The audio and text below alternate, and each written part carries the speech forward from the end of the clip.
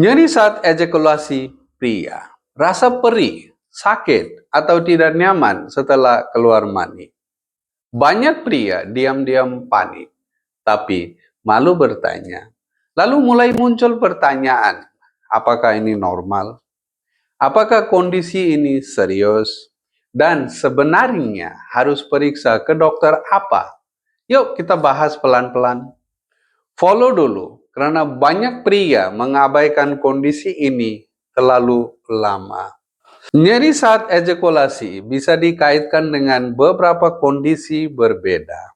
Menurut berbagai pembahasan medis, salah satu yang disering kaitkan adalah peradangan pada prostat, yaitu kelenjar yang membantu memproduksi cairan semen. Kondisi ini dikenal sebagai prostatitis. Selain itu, infeksi saluran kemih, iritasi, ketegangan otot, panggul, atau gangguan pada saluran reproduksi pria juga dapat menimbulkan rasa nyeri atau tidak nyaman saat ejakulasi. Gejalanya bisa berbeda-beda.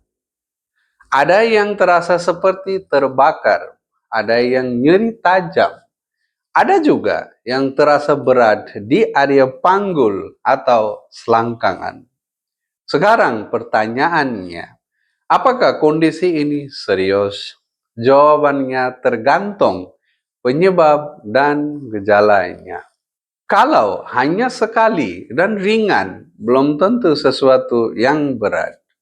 Tapi kalau nyeri terus berulang, semakin berat, disertai demam, sulit buang air kecil, atau muncul darah, sebaiknya jangan diabaikan.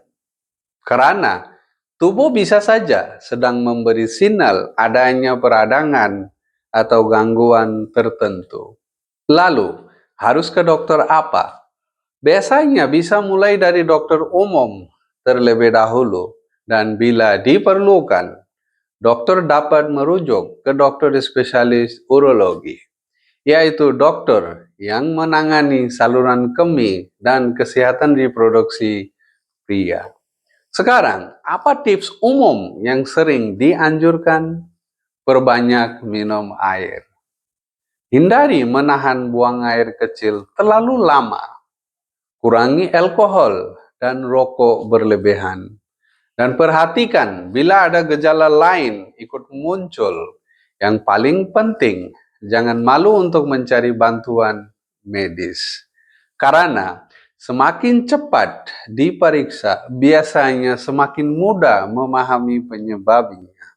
Jadi kesimpulannya, nyeri saat ejakulasi pria tidak selalu berarti kondisi serius, tapi juga bukan sesuatu yang baik untuk terus diabaikan. Tubuh sering memberi sinyal lebih awal sebelum masalah menjadi lebih besar.